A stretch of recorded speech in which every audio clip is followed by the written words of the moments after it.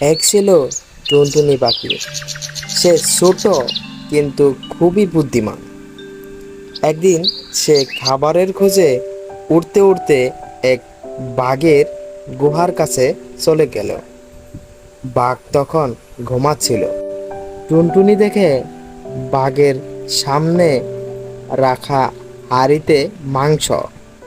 তার খুব লোভ হলো, কিন্তু বাঘ তো জেগে উঠলে এক চিমটিতে তাকে খেয়ে ফেলবে।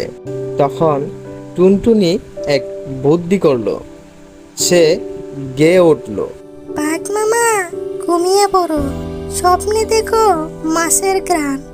আমি শুধু নেব এক টুকরো, ফিরে যাব, করব না জান। বাঘ ঘুমের মধ্যে হাসলো আর বলল, যা যা, টুকরো একটা নে। টুনটুনি চুপি চুপি হাড়ি থেকে একটা মাংসের টুকরো নিয়ে উড়ে পালালো। ঘুম ভাঙার পরে বাঘ বুঝলো সে ধোঁকা খেয়েছে, কিন্তু সে টুনটুনির গান মনে করে হেসেই ফেললো।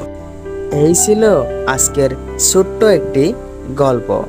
গল্পটা যদি ভালো লেগে থাকে অবশ্যই আমার এই চ্যানেলটা সাবস্ক্রাইব করে সাথে থাকবেন। ধন্যবাদ।